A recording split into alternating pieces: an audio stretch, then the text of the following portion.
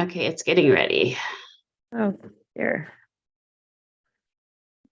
That's much better.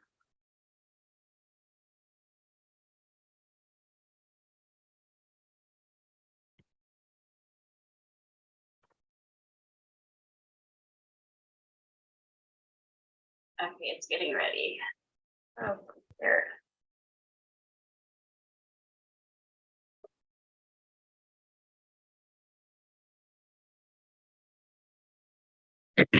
Can you guys hear me? Yes. Okay, good.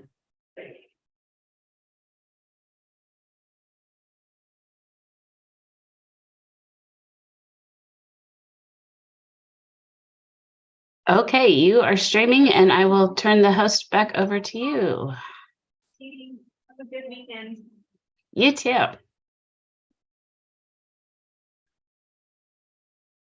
You sound really far away. I do.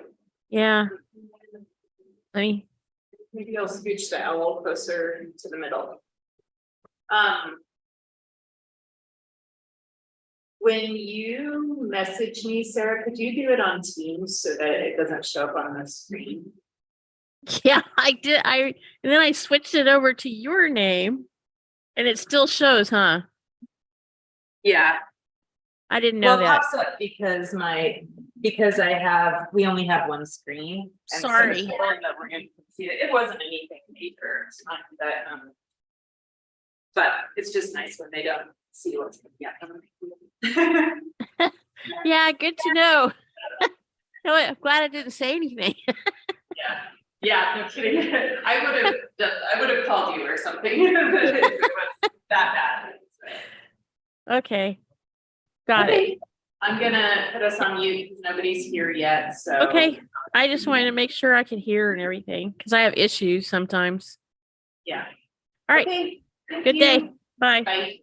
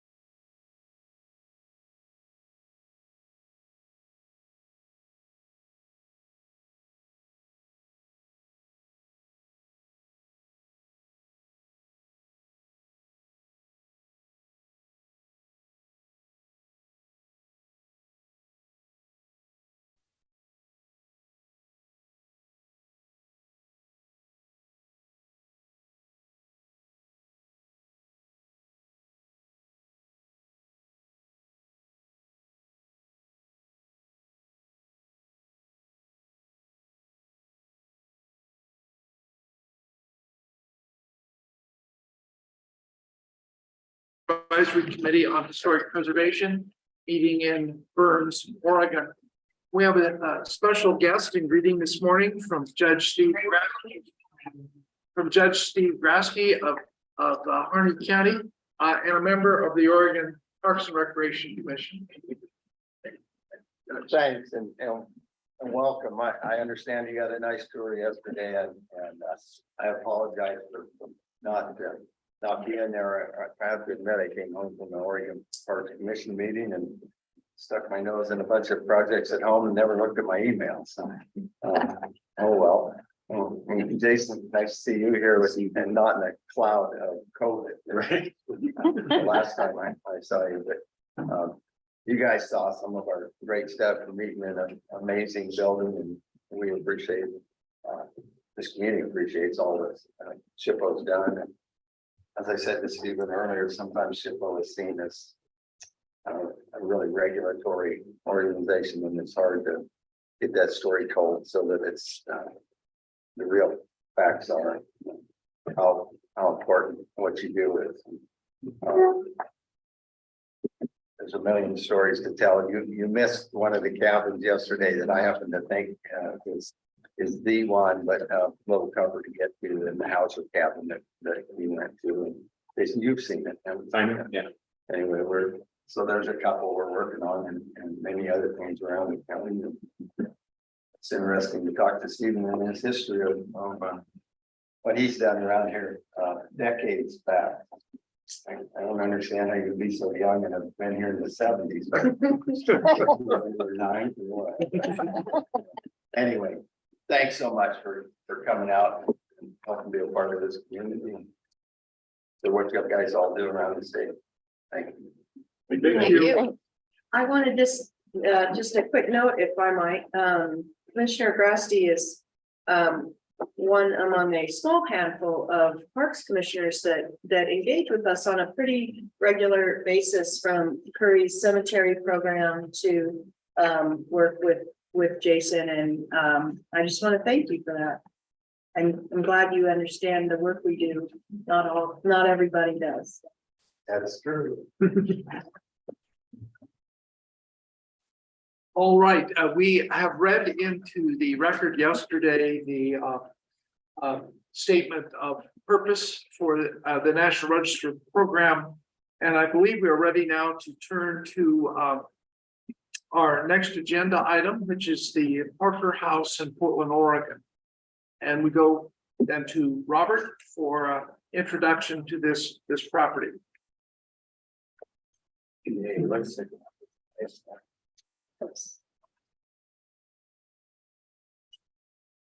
Steve, do we want to do introductions again? Oh, we should. We'll introduce ourselves. Again, we'll start with Julie. If you'll give your name and where you're from. Julie Osborne. I live in Astoria, Oregon. Steve Mark, Fort Klamath, Oregon.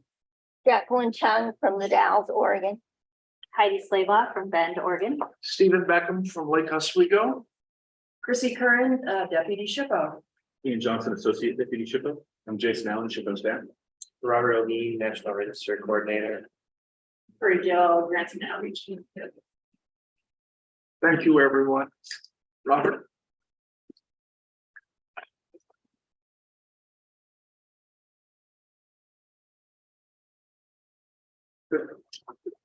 The first item for the committee to consider is the J.J. and Hazel Parker House in Portland, Multnomah County. Located at the base of Portland's West Hills, the Parker House is situated on a 10,000 square foot lot at the northwest corner of Northwest Raleigh Street and Northwest 29th Avenue in Portland.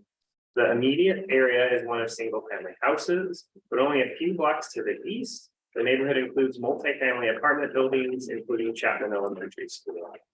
A few blocks further east is Northwest 23rd, which is a commercial street that was once an important street called thoroughfare.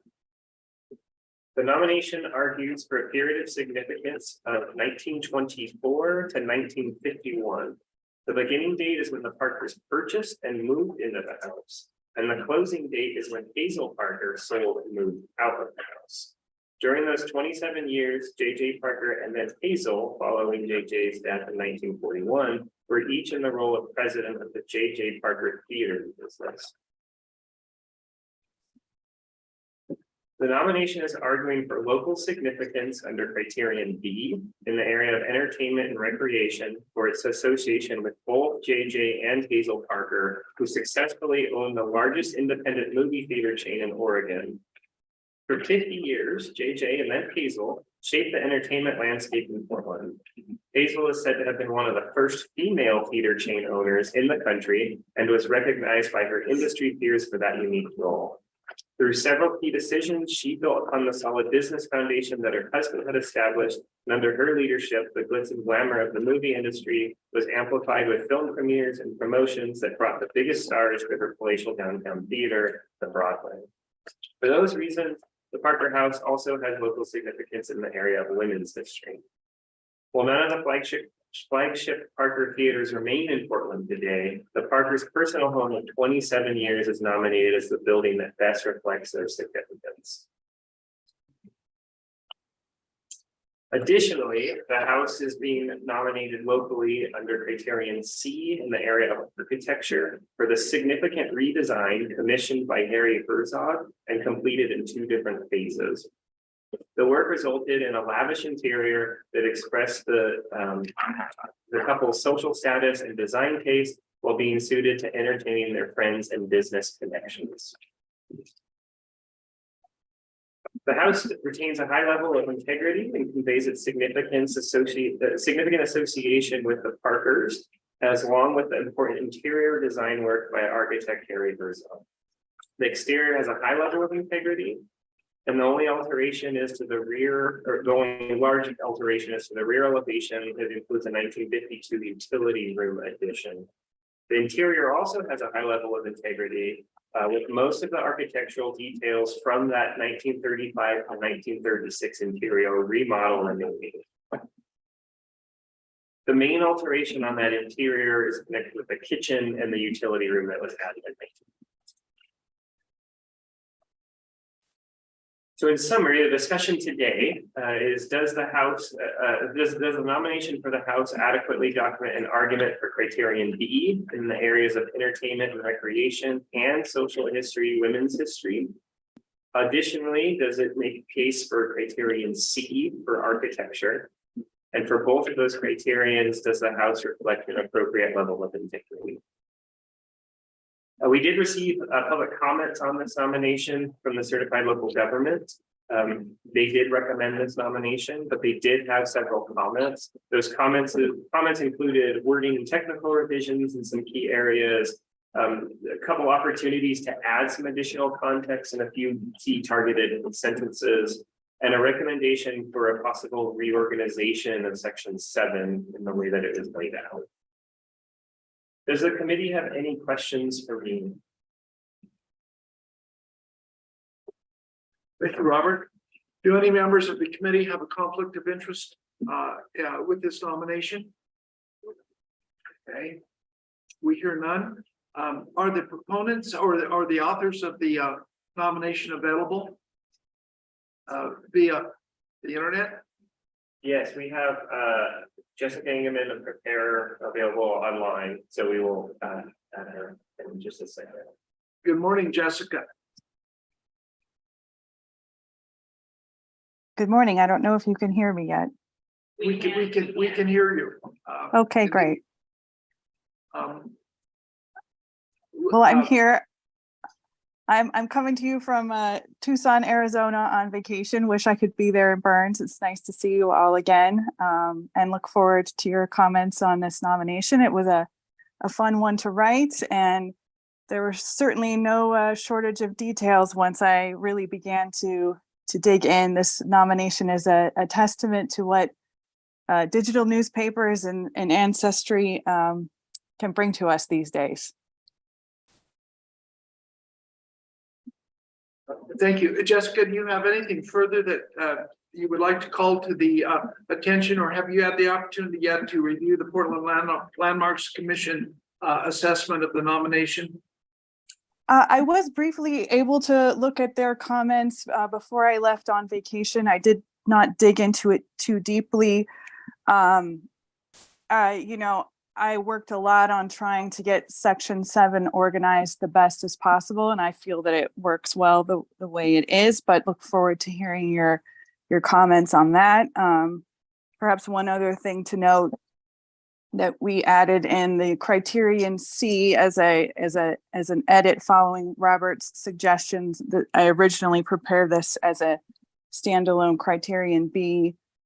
So, you know, did my best to sort of flesh out that additional criterion added on in the edits there, and look forward to hearing your thoughts on how that's working.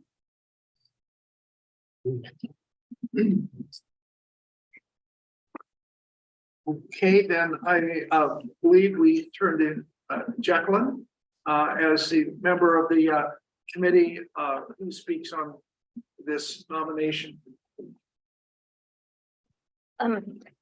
I thought it was very well described, and there was a lot of really interesting information and good descriptions, and a lot of thorough research, good historic photos, and you know, reproductions of articles, and a lot of good detail.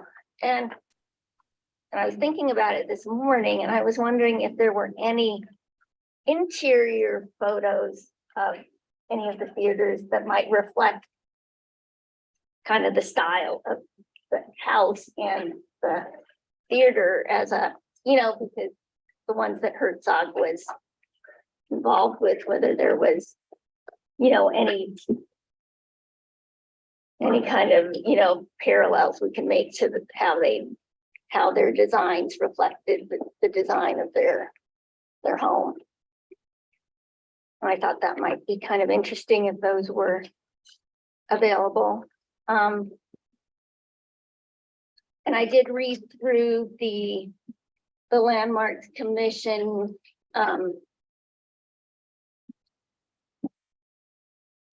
comments, and although I didn't necessarily have an issue about Section 7 description, I thought that their suggestion might be helpful as well. And I didn't also notice that in Section 7, there was not much mentioned about the kitchen until the very end. And I felt like that was kind of missing. Let me think what it was. And then under the alterations, I noticed there was the garage door. It was mentioned the garage door might have been replaced, and that wasn't included in the alteration section. And then there were just a few little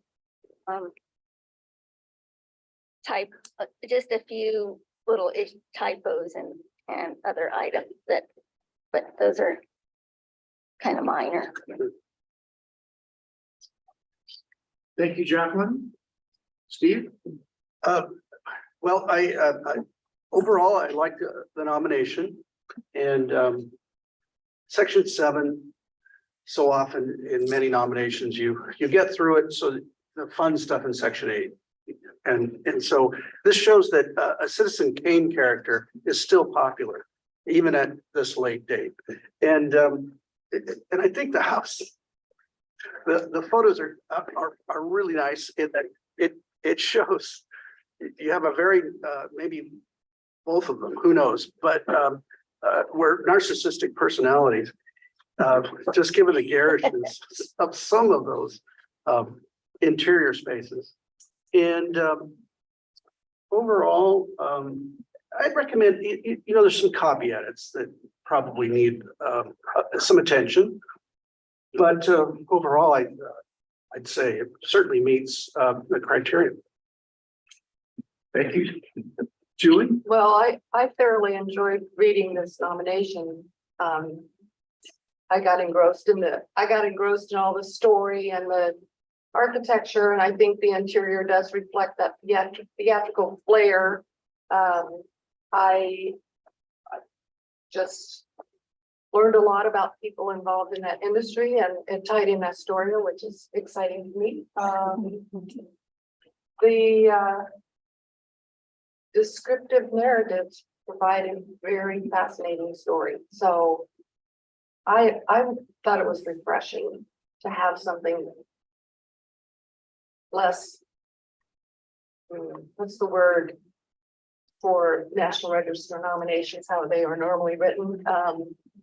Boring. Right? The government document. Anyway, I think it was great. And if there's any opportunity to include some of the stuff in the Landmarks Commission memo, I think that would be great, but as it stands now, I don't know that that's necessary, but they went to a lot of effort to outline some things, so considering them is probably a good idea. Thank you, Julie. Let's see, Beckham's comments.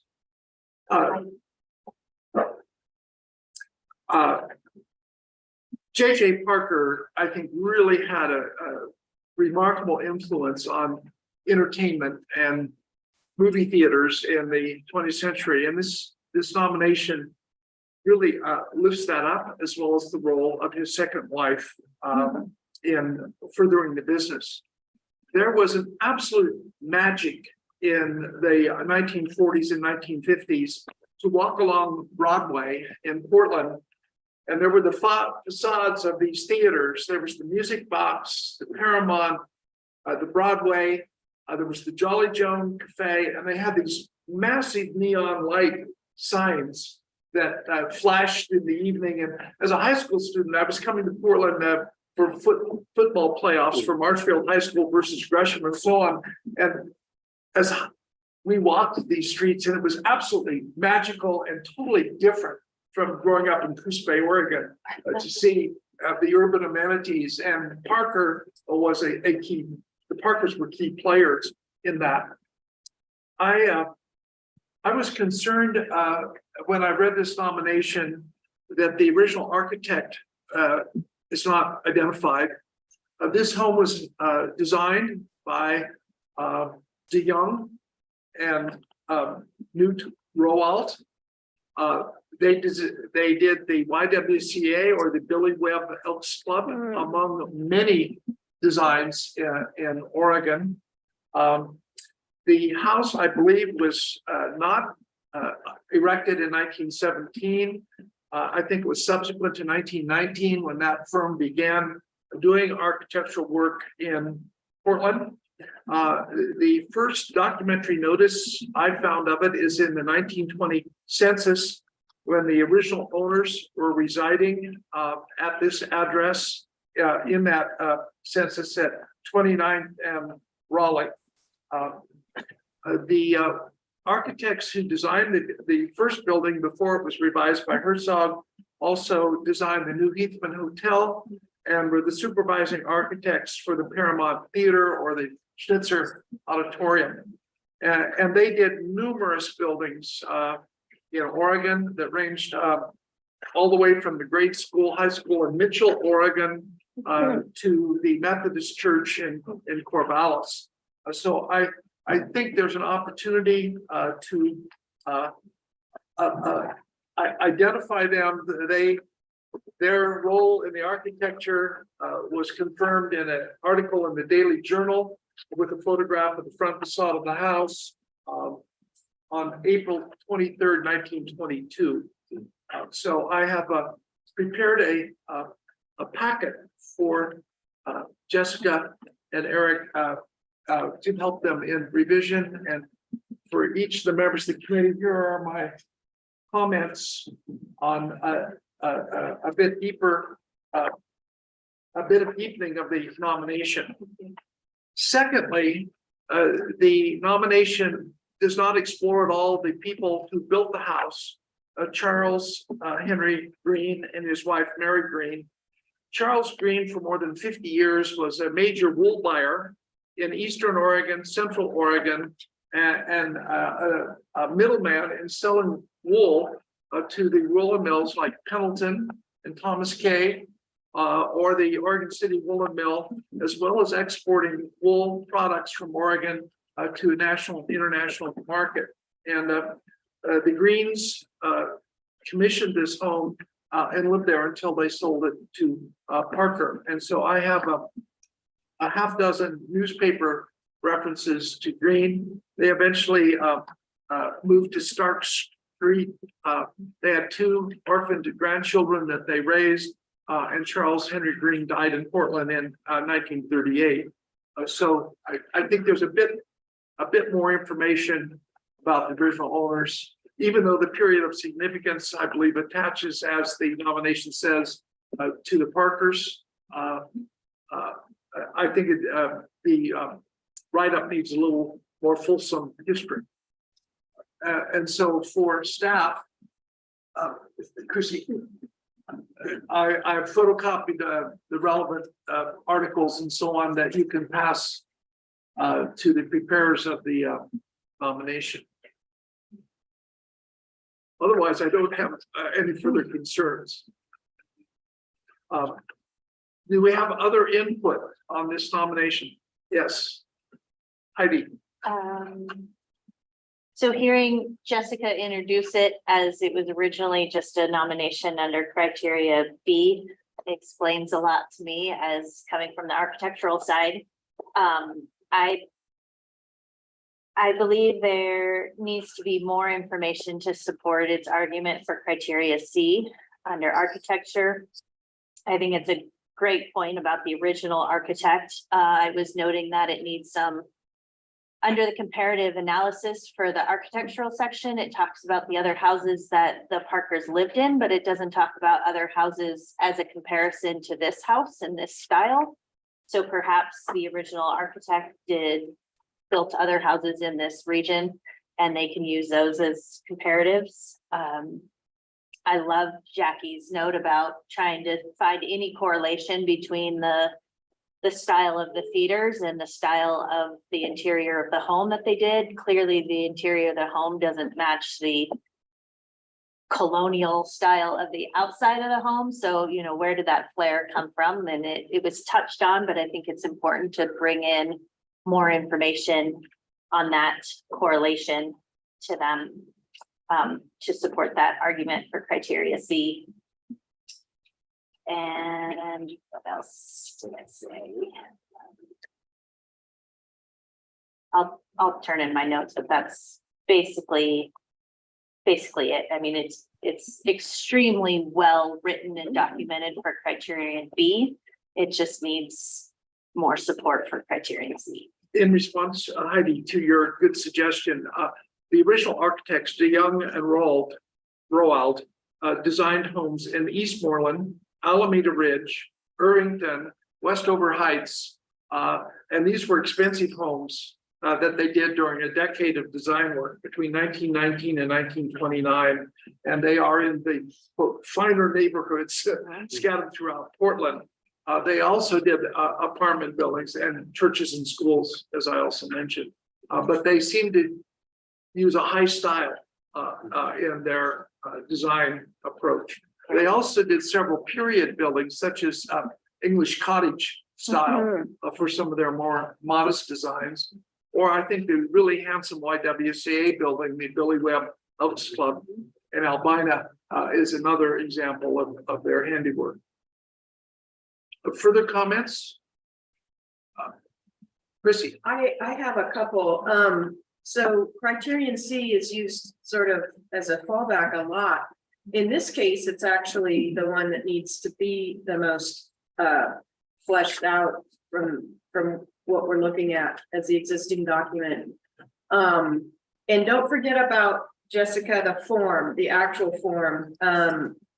You've added architecture as area of significance, which means the Park Service is going to be looking at architecture, some context for that area of significance in the document, and right now it's not there. Also add 1917 to the period of significance and add the original architect under architect builder. Those are some really mechanical things that they will make all the difference to the Park Service. Those are my comments. Okay. Do we have a motion? Think so.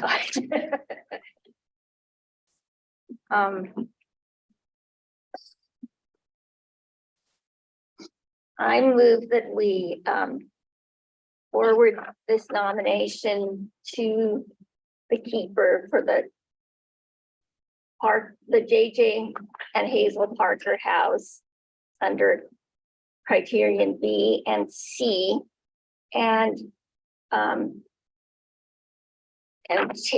with the some of these suggested amendments and additions that we've discussed today, including to make this nomination, to strengthen this nomination for. Okay, we have a motion. Is there a second? A second. Moved and seconded. Any further discussion? All in favor? Aye. Aye. Aye. Those opposed? None? Okay, so we have approval with amendments in light of more input that came in today. And staff will work with the preparers of the nomination on those amendments. All right? May I ask you a question? Yes. Tell me about the process. What happens now? Well, I can address that. So what just happened is that the committee has, and there are usually nine members of this committee. We're down to and missing 2 today. The committee has a decision to either pass it as is to me with the recommendation to list or whatever the recommendation is. If it's to pass, it's a recommendation that I then make a decision and send it to the National Park Service, and then they agree or disagree. Or they can say no, either the property's not eligible or it is eligible, but the documentation is not sufficient. And they can either, if the property's actually not eligible, that usually ends the process for everybody. If the property simply needs a better nomination, then the preparer will go back and work on it and bring it back. They can also table a nomination. So they had a decision today where clearly the building was eligible. The documentation was 90% there, but it needs some amendments before it goes to the Park Service. They could have said, if they wanted to take a look at those amendments when they're done, they would have had to table it. So table it, bring it back with those amendments. What they have done, and what often happens, is that they trust the preparer to work with the staff to make those nomination changes. They don't feel that compelled to see it again. They figure it's going to go okay. And once the preparer makes the changes, then we'll make a recommendation to me and it goes to the Park Service. Okay. I think the way I view the National Register, it's a planning tool. It highlights for the attention of owners and civic officials and planners the importance of the property, for the information that it may yield either archaeologically or historically, and that it's an alert system that has helped us, I think, really build a sense of place and heritage nationally. And it's a type of program that is used in many countries. Our version is different than that in England, which I think is more rigorous with its grade 1, 2, 3 classification system, so on. But on the whole, I believe this works. Okay, we have our next nomination, and Robert, is there going to be a replacement for Mark Tveskov? Steve Ryan. Steve, you're going to do that. Yeah. Okay. All right, Robert. Our next nomination is the Springfield School in Springfield, Oregon.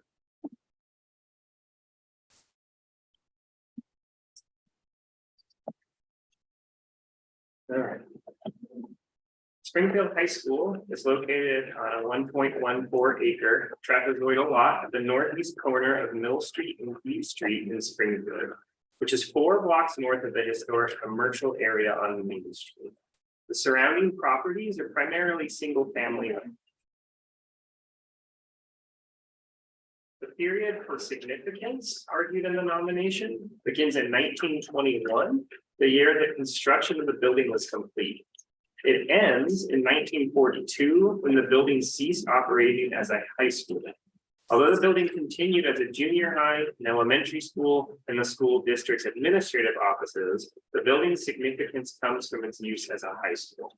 As the nomination chronicles, there was a decade of significant efforts in Springfield to authorize the construction of a standalone high school. And so the building is the culmination of those efforts, and therefore the period of significance is constrained to that high school use. The nomination is arguing for local significance under criterion A in the area of community planning and development. It was designed by Charles Burgraff, and the school served as the educational home for students for more than 43 years. Having outgrown the 1889 school building, the local community, including students, advocated for a safe, modern building. The high school became the centerpiece in the community that grew around it, and it reflects the priorities, the values, and challenges of its time as Springfield struggled and eventually was triumphant in advancing its public education program. The exterior has a moderately high level of integrity with its intact exterior wall materials, most of its original wood windows, and the character-defining columns and decorative windows in the primary elevation still present. The interior has a low to moderate integrity, as it does retain its original corridors with classroom doors, original door and window trim, and ramp locations. But there have been alterations made with drop ceilings, removal of the stage, and other auditorium changes. However, despite all of those, the building still conveys its historic use as a school. And so the discussion today is whether the high school nomination makes a case for criterion A in the areas of community planning and development, and whether or not it has appropriate integrity reflective of that significance. We did not receive any public comments for this nomination within the submitted comment. Does the committee have any questions for me?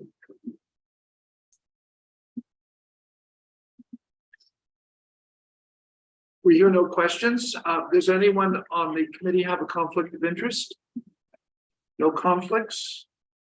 Steve, over to you. All right, I just wanted to, usually ideally, when I am the lead on any nomination, I like to go see the property, but it was a little late because Mark Tedesco couldn't. And so anyway, I soldiered on, and my main, a lot of it, the description is fine. I mean, it's certainly complete. There's always maybe a question or two more at the level of copy editing, and then and maybe I should just start with questions for Jessica. And you threw out enough to where I did have some follow-up questions. They probably are not central to the leading question about meeting the criterion A as a locally significant property. But it did intrigue me about one was the manual training building, and it just comes in that time frame. And given the type of structure it was there any hint that there was prefab construction involved with it? I did not find any information one way or another on that. Okay. And I was kind of curious as far as it seems that it's been sold by the school district. Will the new owners, or have they indicated any intention for a different use of the structure? I know it's vacant at the moment. Yes, for both the high school and the manual training. The zoning being residential is perhaps delaying them a bit in figuring out what they could use the manual training building for that would support housing in the high school. Yeah, well, most of what my questions regard the case for progressive education. It seemed to me that in reading section 8, I think it would have benefited with a very quick contextual framework of, okay, progressive education nationally, then statewide, and then step it down to local in Springfield. And we know that Springfield, like many communities in the state over the past 100 years, and I know some of us have been involved with the mentality, and that simply is that, especially wood products, at that time, you rarely had people who worked a full 12 months. And so there was built-in sort of societal uncertainty about where's the money going to come from, and if we commit ourselves to bonds, can we pay them off?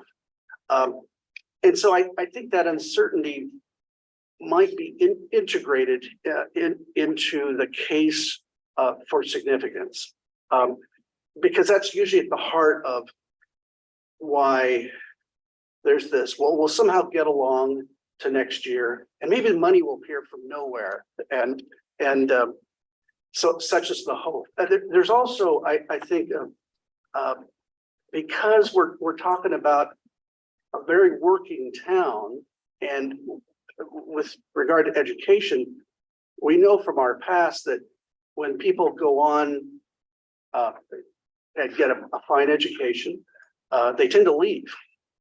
So oftentimes I think that was perhaps a reason, but I don't know how well documented it might be.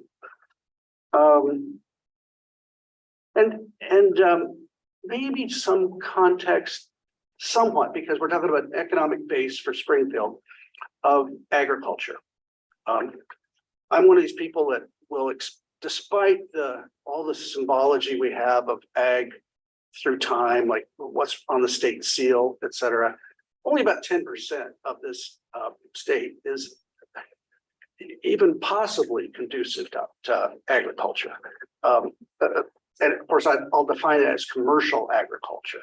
There's probably much more for subsistence, but we were born at a time with commercial agriculture. So only in the most rural areas did you have any kind of barter economy. So those were most of what I had to say. That's what I would encourage, is just build that case a little stronger by kind of direct comparisons. And you did well with, the subjects being like Latin and Greek being dropped in favor of more vocational subjects, or euphemistically referred to as applied subjects. So, and yeah, beyond that, sports is always a big thing in small town Oregon. And I know the gymnasium is missing, and it's kind of something of a mystery at this point. And that's pretty much it. Some just I would say small time copy edits here and there. Okay, that's it for me.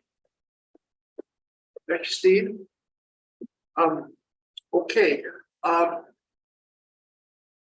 Jessica, I believe it's time to turn to you as preparer. Do you have any further input for us? No, I appreciated those notes there and suggestions, and can definitely work on those. I will say that when I first turned this nomination into Robert, I had significantly more discussion about progressive education and context around that sort of thing. And that had to be changed quite a bit in order, which once Robert brought this to my attention, it made perfect sense that the school really did not have the integrity to support significance that was heavily tied to progressive education, because many of those key spaces had been altered. So I was certainly working to find walk the fine line between needing to discuss that context, but not sort of hitching my wagon to that too heavily. So just to give you that sort of background information about how the nomination has evolved. Thank you. Okay, input from other members of the committee. Julie? Well, I thought it was another well prepared nomination overall, and I initially wondered why the period of significance ended when because it continued in the education field, but it made sense once I read the context of the high school itself and how that evolved. So I really don't have anything to add. I think it's a good nomination and support it. Thank you. Jacqueline? Yeah, I think your comments about tying the progressive education because of the alterations made a little more sense when I wondered why education wasn't part of the significance. And otherwise it was well written. There was a lot of thorough research, and it was kind of interesting to read about just the things that a city goes through trying to get a school built, and the fact that, you know, all this time they needed the school, and once they had the school, then it seemed to very quickly outgrow it. Yeah. So that's kind of an interesting thing. And then there was one section about legislature in 1901 that said that people had to vote on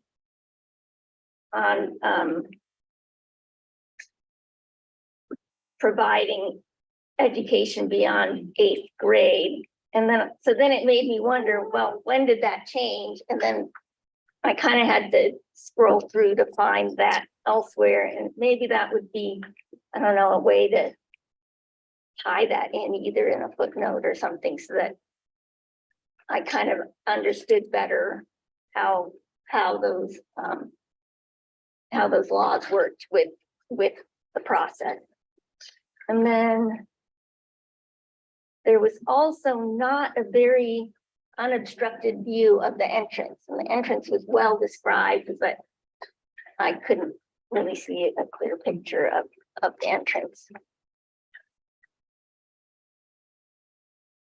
And then one of the photos, and I know that, you know, generally you try and get the best photo you can, but figure 14 was really pixelated, and I really wanted to look closely at it, and I was unable to. So other than that, I think there was a lot of good research and good descriptions. Thank you, Jacqueline. Heidi? Yeah, I really enjoyed this nomination. I've been working on schools as an architect for quite some time now, so it was hitting home on a lot of aspects that I know in my professional career, as far as development of educational facilities and how they go through the process of, you need it, it takes forever to get the funding, and then once you build it, then it's already too small. So that's a very typical process, at least throughout the state, and I imagine throughout the country, of how we deal with education. I thought is well written. It clearly described the areas of integrity, and really well written on the contributing versus non-contributing features. I did find it was interesting that so much time was spent on describing the architecture, but yet it's not listed for criteria C under architecture. It's very adequately described and supported for criteria A.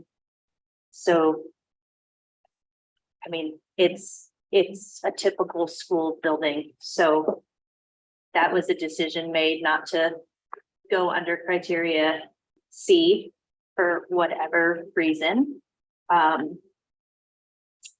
There, I had a couple little, technical comments throughout different things.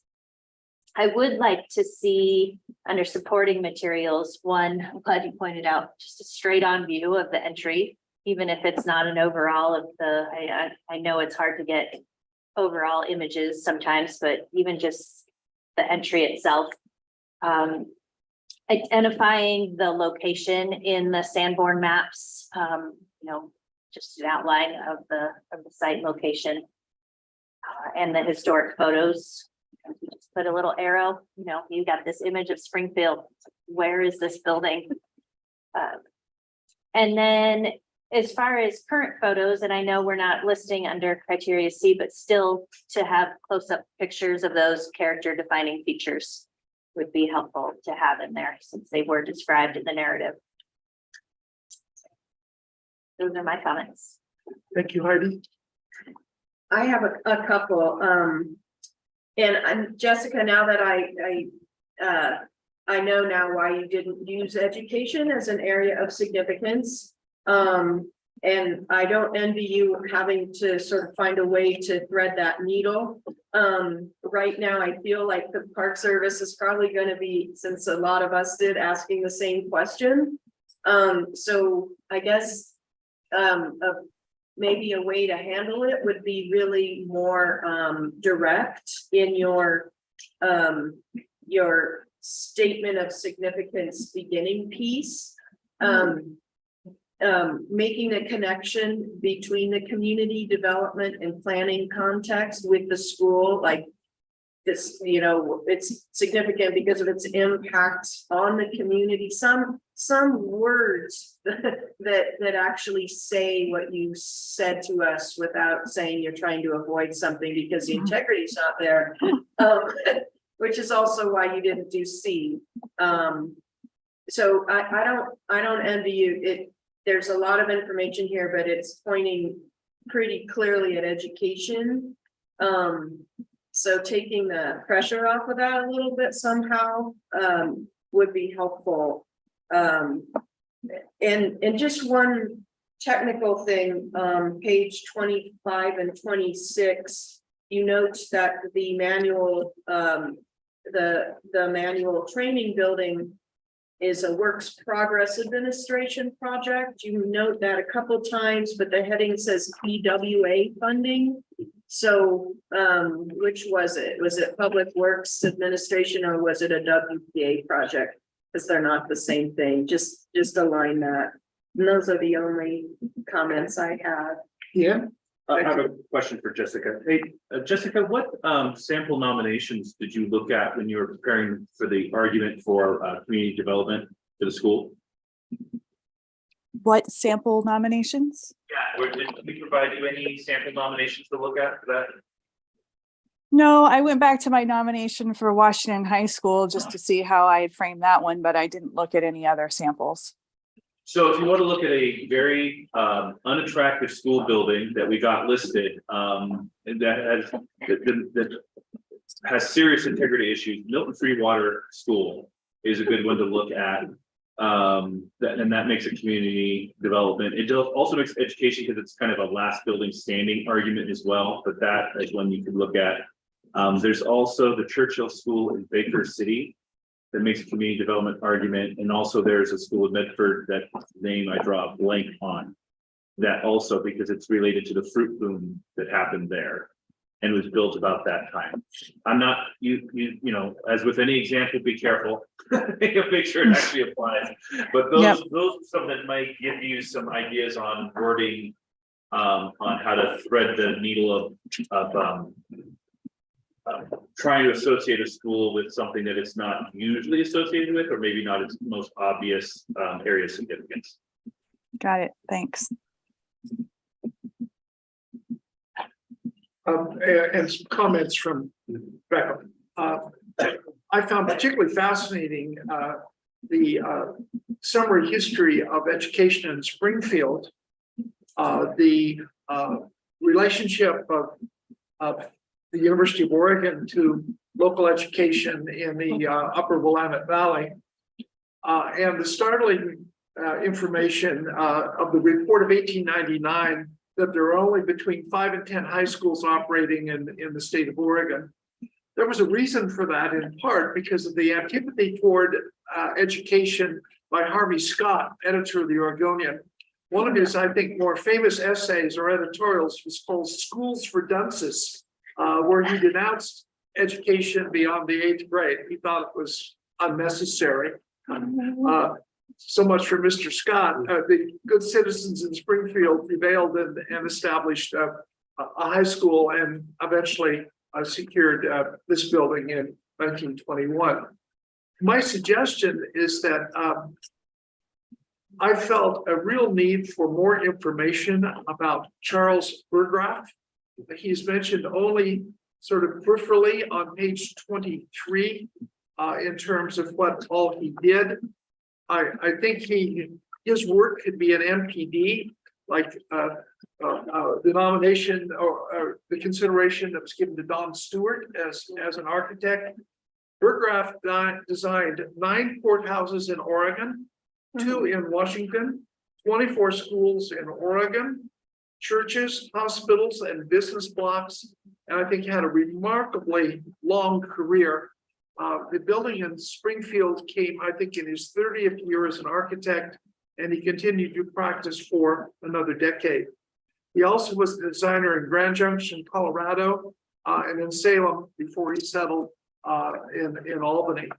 So his inventory includes quite another, well, more than 20 other school buildings. And I was hoping that in terms of the comparisons that we might also see how we approach the school facility in another community other than Springfield, because I believe the comparative analysis focuses on the Bratton School exclusively. Now, these suggestions require a little bit more work, but there are some posted biographical assessments on the internet of Charles H. Burgraff, 1866-1942, that I think could facilitate some additional biographical paragraphs about him. He's a particularly prolific architect in Oregon in the first half of the 20th century. Steve, do we have a motion? Yes, I move to forward this nomination with its significance being under criterion A to the National Register, provided that our comments be addressed at some level, but through the staff. Thank you. We have a motion. Is there a second? Seconded by Heidi. Any further discussion? All in favor, aye. Aye. All opposed, no. There are no opposing votes, so we forward this to you, Chrissy, and for submission to the keeper of the register with amendments. Hey, thank you. Good. Jessica, thank you very much. There's a lot of rigor in these nominations. I see tremendous investment of research time and a hefty bibliography. Much appreciated. Yes, indeed. Thank you so much. Okay, our next property, a revisit to the Cahill Nordstrom Farm in the Clatskanie vicinity, Clatsop County, Oregon. Robert?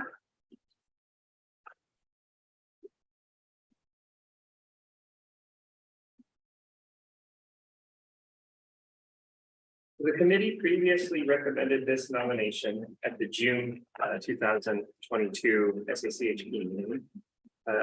Upon forwarding to the National Park Service returned the nomination in October of 2022 for substantive revision related to the boundary and the description of certain resources.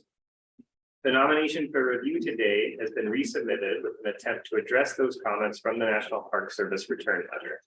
I'll briefly summarize the nomination just to bring it back to everybody's mind and go over the changes that occurred to that revision since it was last reviewed by the committee.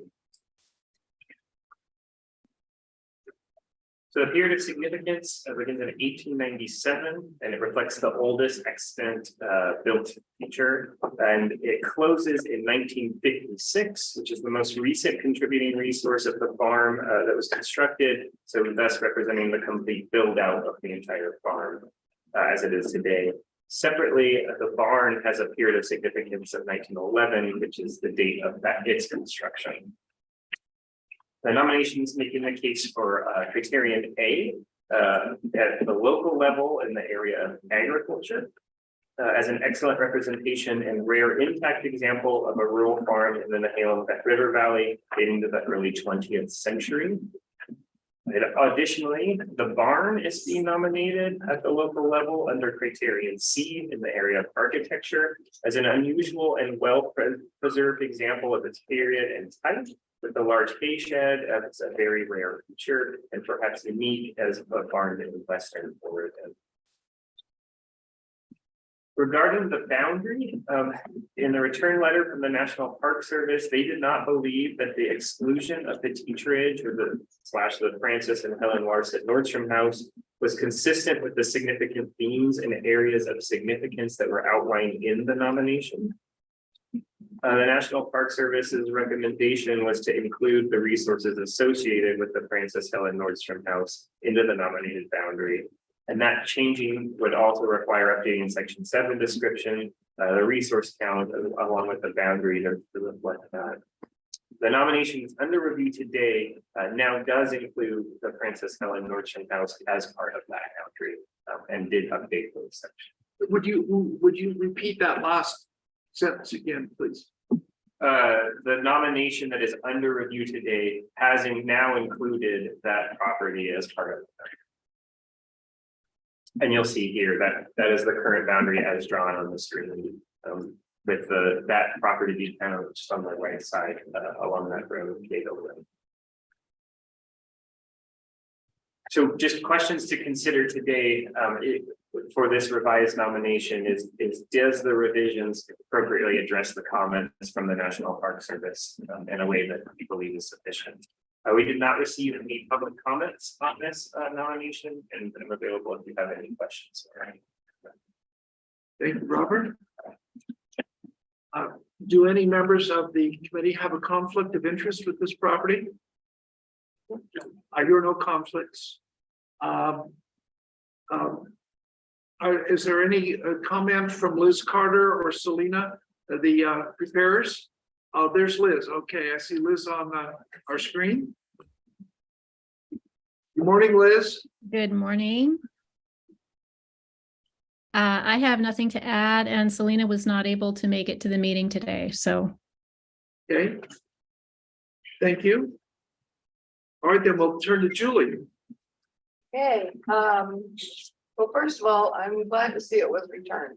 I remember our discussion, it was via Zoom for me, and it was difficult to justify cutting out that separate lot because it was part of the story.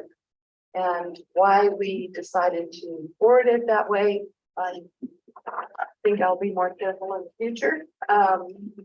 So I was glad to see it return because now it's much stronger and it makes sense. It just makes sense now.